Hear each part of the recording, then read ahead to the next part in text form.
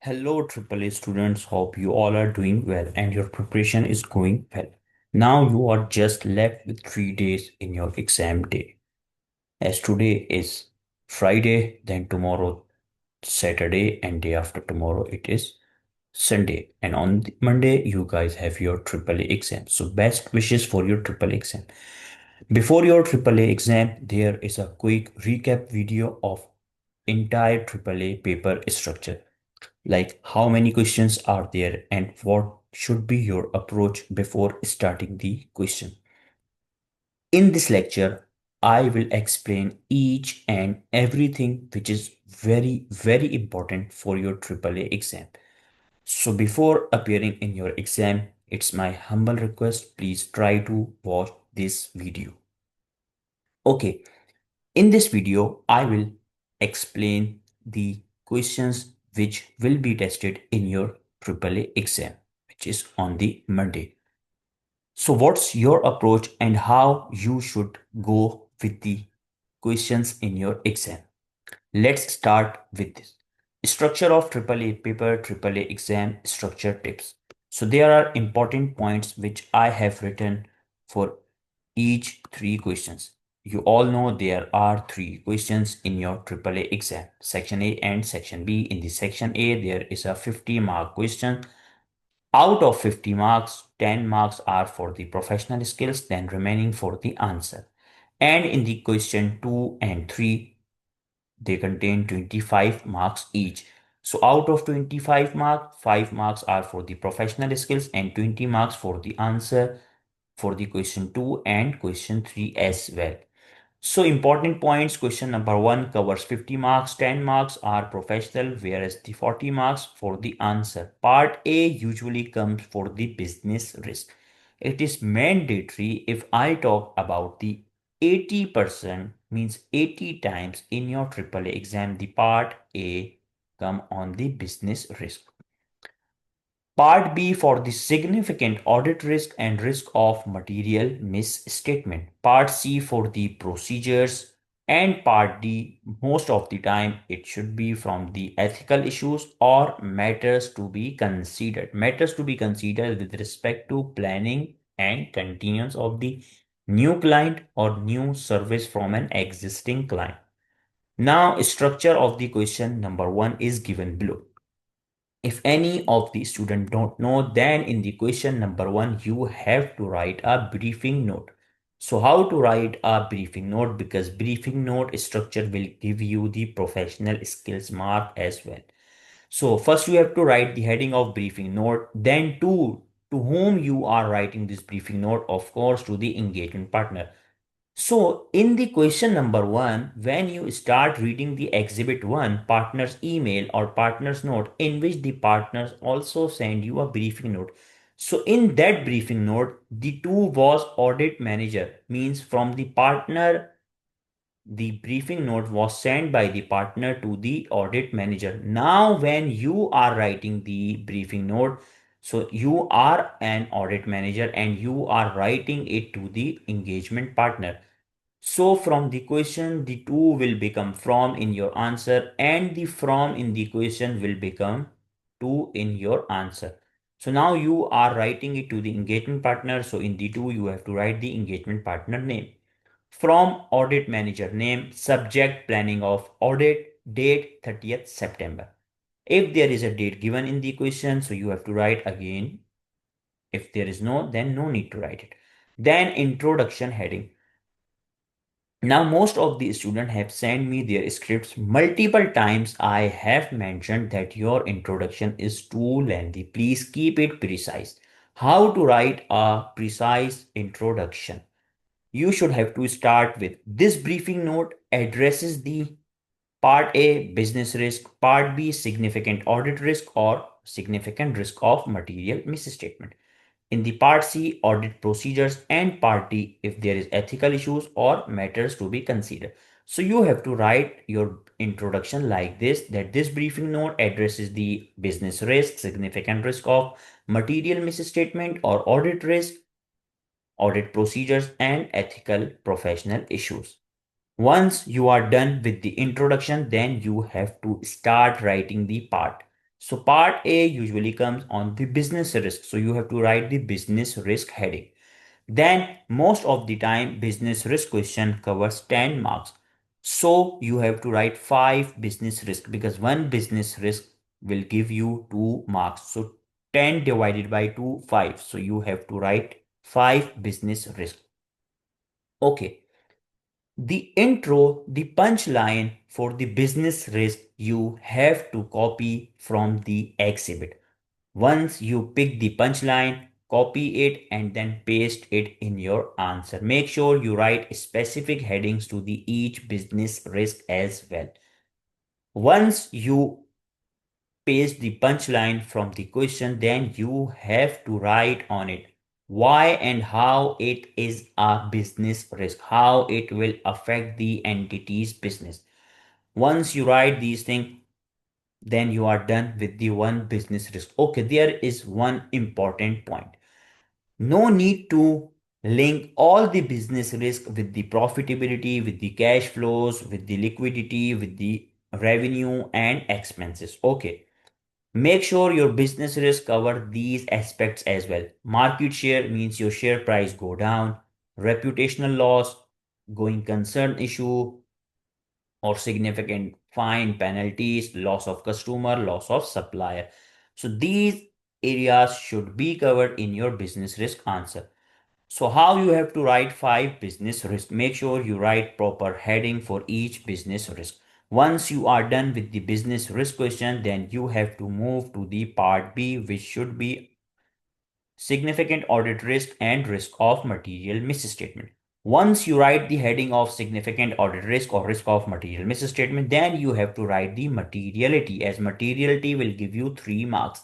Materiality will be given in your exhibit number 1 by your engagement partner. So you have to read the exhibit number 1 carefully, because in the exhibit number 1 you will get the materiality threshold and the other information, such as this is your new client, there are significant development during the year. So once you read the exhibit number 1, and you will get the materiality determined by your partner. So you have to write like this: the materiality in this case is based on profit before, like PBIT, as suggested by the engagement partner.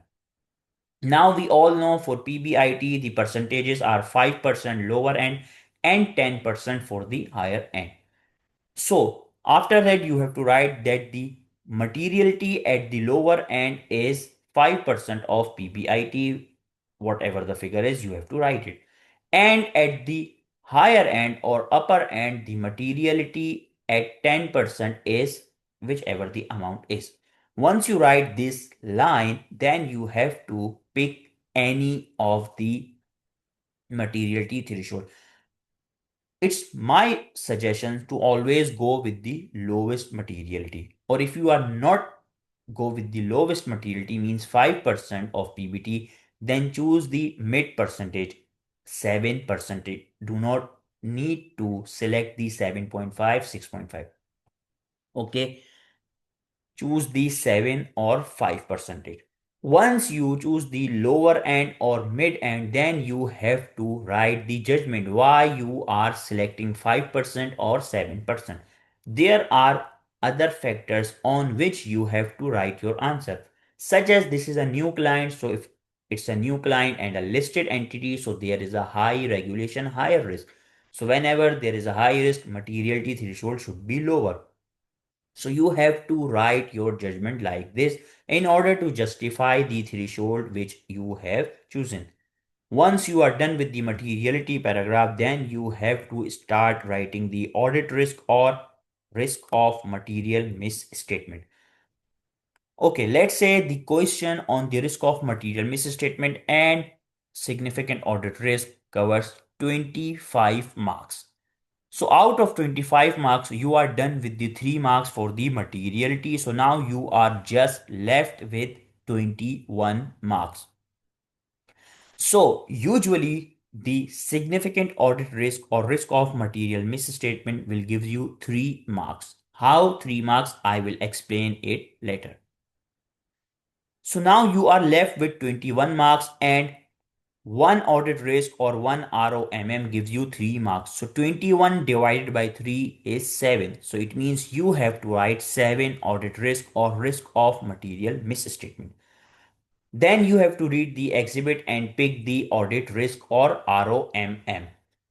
Now, how audit risk and ROMM gives you 3 marks? If your answer like your audit risk or ROMM should be like this. Risk with a material amount means if there is a materiality impact, then it gives you 3 marks. If there is no material impact, no financial impact, then that risk will give you 2 marks, such as control risk. These kind of risks will give you 2 marks. So you have to be skeptical while selecting or choosing the risk. Risk with a material amount 3 marks. Start with the materiality. Let's say there is an impairment. It's given in your question that the impairment recorded by management of 36 million. So you have to write this, that amount of impairment recorded by the management is material or not. You have to compare it with the materiality amount which you have calculated in the above heading. Let me show you here. Okay. So make sure your structure should be like this, then only you would get the professional skills mark.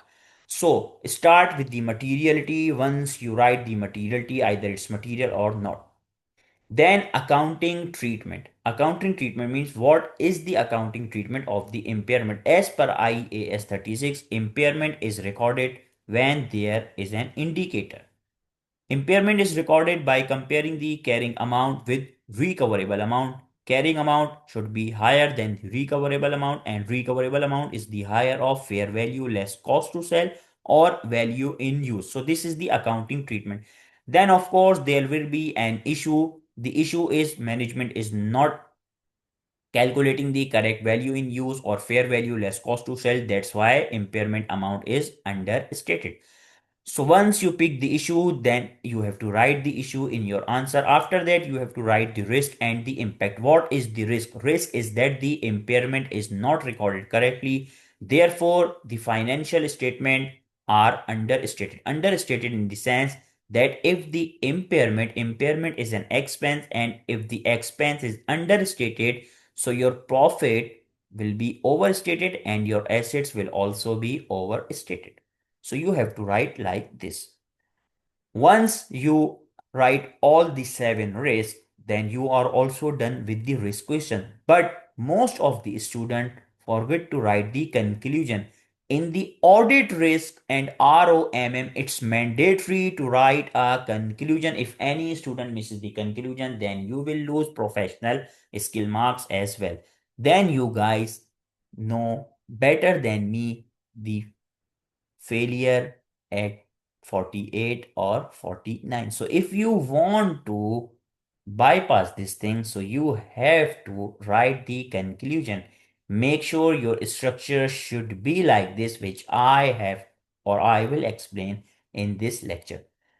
Once you are done with the ROMM and audit risk, then you have to write a conclusion. No need to write a conclusion for the business risk and for the part C and D. Conclusion should be given after the audit risk and ROMM. Prioritize significant risk. Significant or prioritize means you have to prioritize your risk based on the materiality, means the higher amount of material item or area should be come first in your conclusion. Okay, there is an important point for you. If your client is a listed client and it's a new client and a listed client, so it means there is a detection risk in case of audit risk.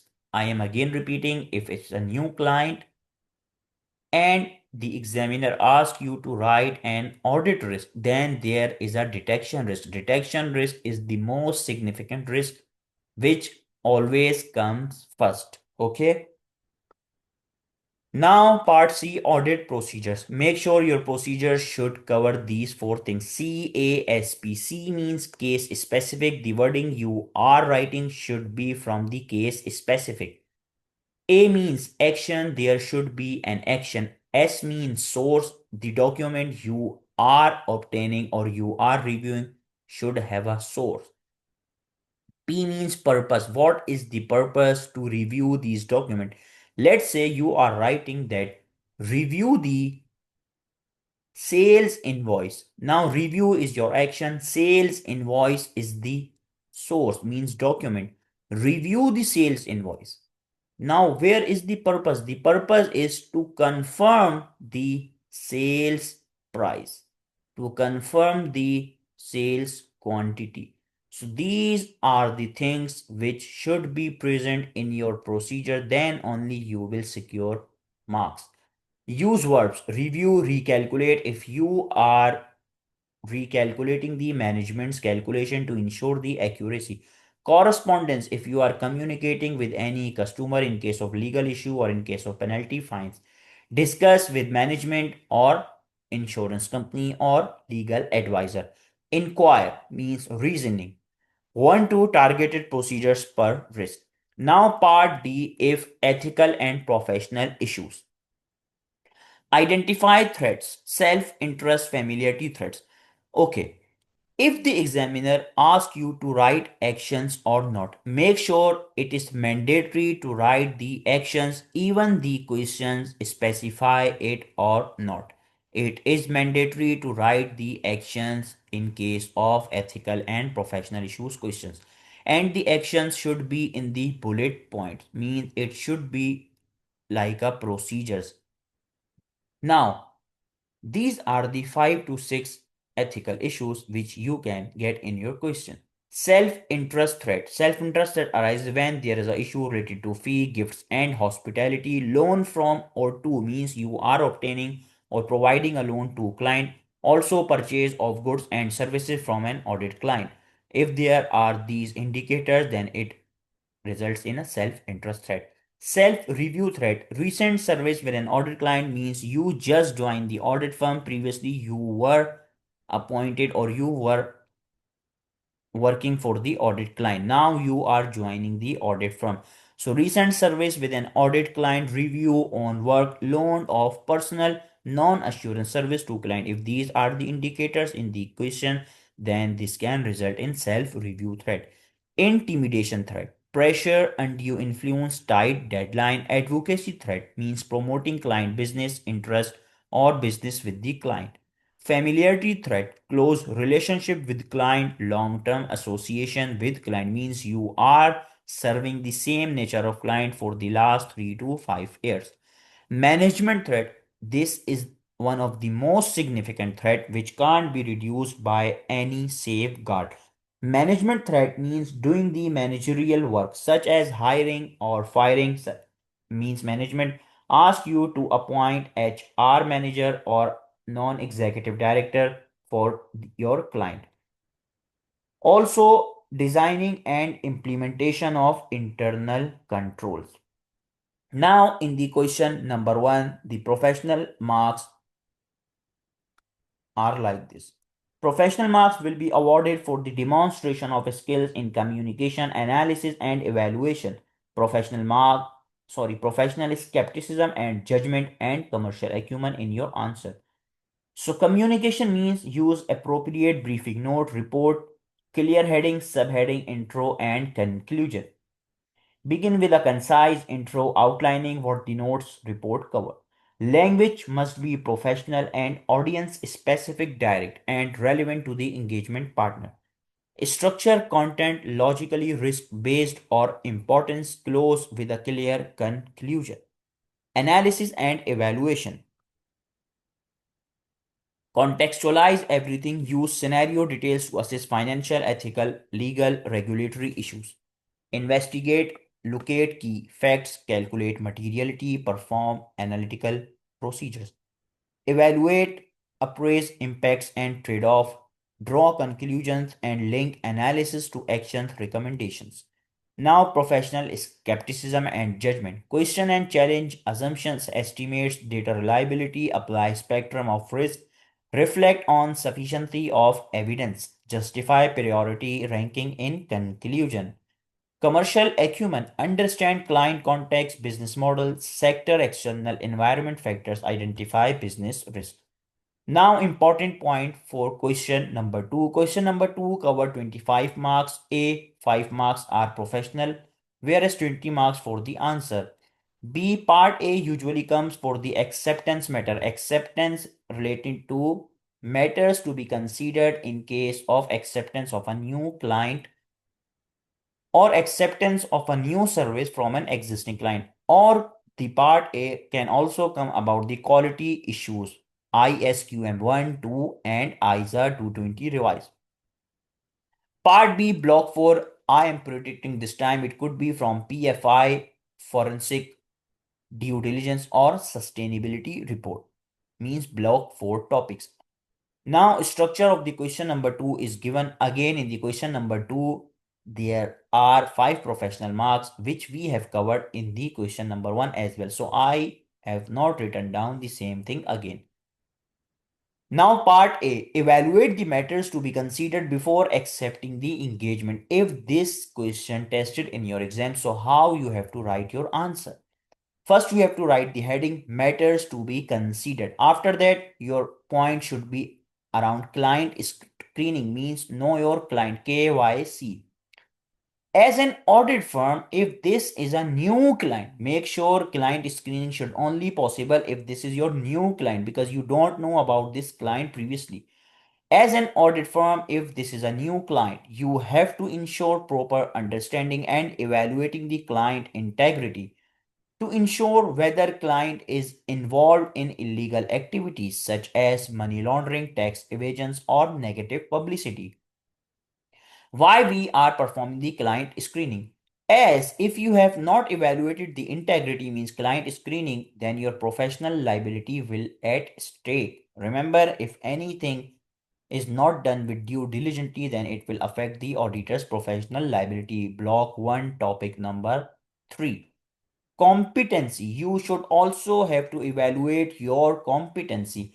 As an audit firm, if this is a new client, means in the question, this is your new client, you have to ensure whether you have prior experience with similar nature of client or you are competent with similar nature of business in which client is operating industry. Means you have to evaluate whether you have competency in this factor or in this industry in which your client is operating. Also, if the client is an existing, means this is your existing client but you are offering a non assurance service, means a new service to your existing client, then in that case you should also have to evaluate your competency as well, because it is possible that you do not have the competency in this type of service. That's why it is important to evaluate your competency in this case, as well as if you are not competent enough, it will affect your credibility as well. So make sure you should have to evaluate your competency. Okay, so matter number 3 is communication with predecessor auditor. If this is your new client, then of course the last year audit was done by another audit firm. So before accepting a new client, you have to communicate with predecessor auditor, means previous auditor. Why? To obtain further information about the client. But for this communication with the previous auditor, you have to obtain the permission of your client. If the client gives you the permission, then only you can communicate with the predecessor auditor. If client does not give you the permission, then you should simply refuse this engagement. Why? Because there is something fishy. That's why the client is not allow you to communicate with the predecessor auditor. Then based on this issue, you can simply refuse this engagement. Now, ethical issues. You should also have to evaluate the ethical issues as well. Before accepting a new client or a new service, you have to evaluate whether any ethical issues arises, such as professional competency and due care, self-interest, intimidation threat, self-review, advocacy threat, and management threat. Management threat is the most significant, which can't be reduced by any safeguard. Then deadline. Before accepting a new client or a new service, you have to ensure the deadline as it should be based on the significance and quality of work, because sometimes the client asks you to complete this within 2 weeks or 1 week. So you have to evaluate or discuss the proper or adequate deadline with the client before accepting the engagement. Now, fee. Before accepting a new client or a new service, you have to discuss with management the basis of fee, as it should be based on timing and nature of work, because fees related issues can affect your relationship or creates other problems as well. So it's better to determine or discuss the fee before accepting the new client or before providing a new service to the existing client. Resources. Before accepting a new client or a new service, you have to discuss with management the adequate resources you are required for this particular engagement, as experienced and adequate resources are costly. So based on that, the cost benefit analysis and fee should be reasonable. Now you are done with the question 2 part A. In the end, if there is a word evaluate means evaluate the matter, then you have to write a conclusion as well. The conclusion should be like this: either you should accept this engagement or not. If you are writing that you should accept this engagement, then you have to write the factors on which your conclusion is that you are accepting this client. Or if you are not accepting this client, then you also have to write the factors based on that you are not accepting this client. So what if in the part B, the examiner asks you to discuss the quality management issues in the planning and performing of the audit? Now, if there is a question on ISQM 1, 2 or ISA 220 revise, start identifying the issues. The issues, most common issues which I have extracted from the past papers are, and most probably this may be repeated in your exam as well, as repetition is frequently. Significant subsidiary is audited by the another small audit firm. Means you are a parent auditor and you are performing the audit of the group entity. So group has a subsidiaries and the subsidiaries are audited by a small audit firm. So if you know the rule of the significant subsidiary, now the consideration like group audit, significant subsidiary is the one which should be audited by parent auditor. If parent auditor is not audited significant subsidiary and is audited by another audit firm, then the parent auditor should have to evaluate the ICED criteria, means independence, competence, experience, and work performed by the other audit firm should be properly documented. So once you perform these three, four criteria, then only you can rely on the work of another auditor. So, significant subsidiaries audited by the another small audit firm. Partner manager have close relationship with the client. Risky areas assigned to the audit juniors, such as GC. Manager partner refuse to perform the audit procedures TOC. No work review done by the manager partner. No proper communication between the audit team. Partner is involved in the audit of same client for the last 7-8 years. EQR, no EQR is done means no engagement quality review. Significant acquisition done by the client but no reporting or disclosure related to this acquisition. Once you identified such issues, start writing on it. How you will write? These are the common issues which you can easily write. Then after writing all the issues as per the marking scheme as 1 mark per point means 2 to 3 lines. Then in the end you have to write a conclusion. You have to write that these factors affect the audit quality. No need to write that every issues. No need to write in these issues that this issue affect the audit quality, this issues affect the audit quality, this issue affect the audit quality. No, don't do this. Just explain these issues, why these are the issues and what's the impact. No need to write that every issue affects the audit quality. Just write in the conclusion means in the end you have to pick 2 to 3 issues and explain that these are few issues which affect the audit quality. So your answer should be like this. Okay. Now we are also done with the question 2. Now there are important points for question 3. Question number 3 covers 25 marks. Part A usually comes for matters on completion review of the audit. Part B, Block 3, critical appraisal, impact on report or sufficient appropriate audit evidence. Now, this type of question is same, means if the examiner asks you a question regarding matters to be considered for completion of the audit. Completion of the audit means audit is almost completed and you are issuing the audit report. Now there were some issues such as accounting issues. So this type of question is same as ROMM, means risk of material misstatement. Again, first you have to calculate the materiality, then pick the accounting issue, means either your amount is material or not. Then pick the accounting issue, start with the materiality, that it's material or not. After that, write the correct accounting treatment, that let's say as per IAS2 inventory shall be measured at lower of cost or NRV. Then write the issue given in the question. The issue should be in case of inventory that the management has not recorded the inventory correctly. So what is the risk? Risk is that the inventory might be overstated and the NRV of the inventory is not correctly recorded. And the impact is means inventory is overstated, current assets are overstated, and expenses are understated. That's it. You will get 3 marks if your issue should be like this.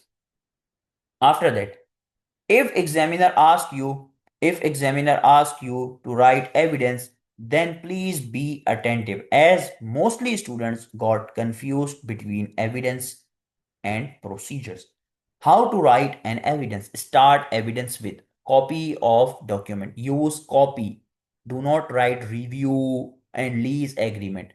Okay, start evidence with copy in case of you are obtaining or requiring any agreement. So use the word copy of that document. Copy of document such as copy of lease agreement, copy of loan agreement, copy of bank statement. And if you are recalculating, then use the word results of recalculation. These are the evidence, these are not the procedures. So results of recalculation of depreciation, lease schedule, and so on. Notes of discussion with management or correspondence with others. So guys, this is how you have to write your answer, write your evidence. Okay, now if the part B comes on the critically appraise the draft audit report, means the examiner will give you the draft audit report. It could be EOMP, CAM, MURTGC paragraph or opinion versus basis for opinion paragraph. Then, for such type of questions, you have a good command on the audit report. Make sure you go through 2 audit reports. If any of you want audit reports, do let me know. Because this type of question you can only solve if you have read the audit reports. Otherwise, you can't solve this question. Even though it's an easy question and a mark obtaining question, but the prerequisite is to go through the audit report. So if any student doesn't have the audit reports, let me know, I will forward to you. Now, mostly opinion and basis of opinion, these are the issues which I have written down. Mostly opinion and basis of opinion heading and wording mentioned in combined paragraph, means in the one paragraph the heading should be given basis of opinion slash opinion. This is incorrect. Which is incorrect? Both should be separately written and opinion paragraph comes first, then basis for opinion paragraph mentioned. If there is a qualified slash adverse opinion, then paragraph's heading should include the opinions such as qualified opinion paragraph, not a general heading like opinion.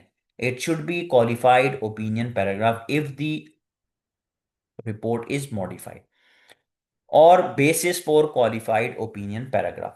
Make sure the wording of opinion and basis for opinion should be correct, as opinion wording is the standardized wording. Now, EOMP MURTGC will not be included if the opinion is modified, means if the opinion is qualified and adverse.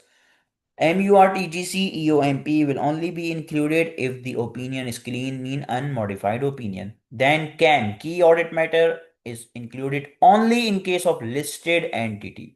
If matter is significant, relates to current year and communicated to TCWG. But no CAM will be included if there is a disclaimer of opinion. Even though the entity is listed, if there is a disclaimer of opinion, no CAM will be included. Now, other information which mostly student faces difficulty, even though it's also an easy question. Mostly student faces difficulty in OI, means other information questions. Other information means information other than financial statement. Financial statement means statement of financial position, statement of profit, loss, statement of comprehensive income, statement of cash flows, statement of changes in equity, and notes to the financial statement.